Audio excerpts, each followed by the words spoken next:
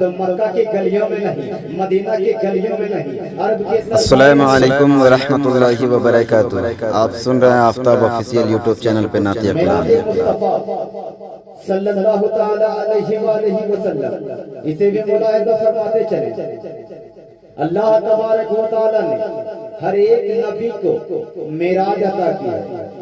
آدم علیہ السلام کو معراج نصیب ہوئی تو اسی دھرتی پر، نوح علیہ السلام کو معراج ہوئی تو اسی دھرتی پر، ابراہیم علیہ السلام کو معراج ہوئی تو اسی آسمان کے نیچے ہوئی، اسماعیل علیہ السلام کو معراج ہوئی تو اسی دھرتی کے اوپر ہوئی، موسیٰ علیہ السلام کو معراج ہوئی تو اسی زمین پر ہوئی، داؤد علیہ السلام کو اسی زمین پر معراج ہوئی۔ جب اللہ تبارک و تعالیٰ نے اپنے پیارے حبیب کو معراج عطا کیا تو مکہ کی گلیوں میں نہیں، مدینہ کی گلیوں میں نہیں، عرب کی سرزمین میں نہیں، غار حرا میں نہیں، طائف کے بازار میں نہیں، خانہ کعبہ میں نہیں، بیت المقدس میں نہیں، بلکہ آسمان سے آگے، سدرہ سے آگے، لوح قلم سے آگے، قوس قزح سے آگے، قاب قوسین سے آگے، مکہ سے آگے، لامکہ سے آگے، یوں کہیے کہ آگے سے آگے بھی بلا کر معراج سے نوازا۔ محترم سامعین کرام، اللہ تبارک و تعالیٰ نے اپنے پیارے حبیب کو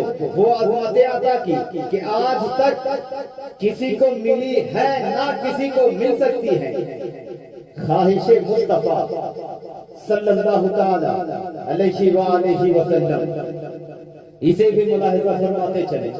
میرے پیارے اسلامی بھائی، اللہ تبارک و تعالی قرآن مجید میں ارشاد فرماتا ہے، ہم دیکھ رہے ہیں بار بار آسمان کی طرف منہ کرنا تو ضرور ہم تم کو پھیر دیں گے، اس قبلہ کی طرف جس میں تمہاری خوشی ہے، ابھی اپنا منہ پھیر دو مسجد حرم کی طرف۔ اس آیت میں بظاہر قبلہ بدلنے کا حکم ہو رہا ہے، مگر ایمانی نظر سے دیکھا جائے تو اس آیت کا سرکار مدینہ صلی اللہ تعالی علیہ وآلہ وسلم کی شان ظاہر ہو رہی ہے، سرکار کی عظمت ظاہر ہو رہی ہے، پیارے حبیب کی عظمت ظاہر ہو رہی ہے، اس لیے کہ تمام انسانوں کا کعبہ سرکار مدینہ صلی اللہ تعالی علیہ وآلہ وسلم ہے۔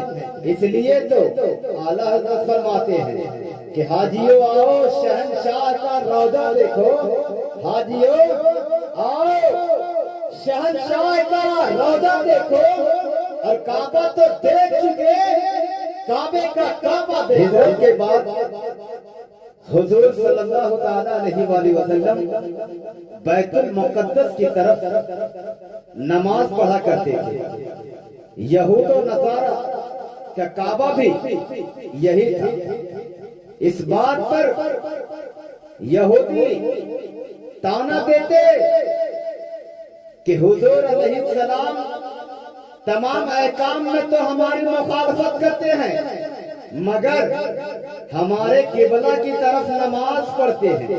حضور علیہ السلام کو رنج ہوتا، اور دوسری وجہ یہ ہے کہ کعبہ کا بنانے والا حضرت ابراہیم علیہ السلام ہے، اور حضور علیہ السلام ابراہیمی ہے۔ حضور علیہ السلام کی خواہش یہ تھی کہ خانہ کعبہ قبلہ ہو جائے۔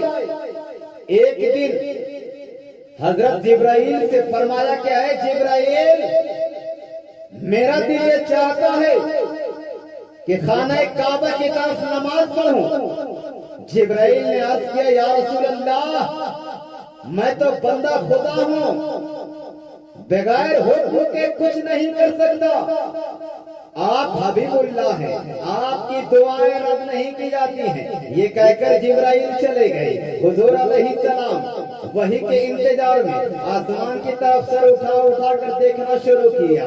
اللہ تعالیٰ کو یہ محبوبانہ ادا بہت پسند آئی، اور فرمایا، ہے محبوب، ہم تمہاری پیاری پیاری ادا کو دیکھ رہے ہیں۔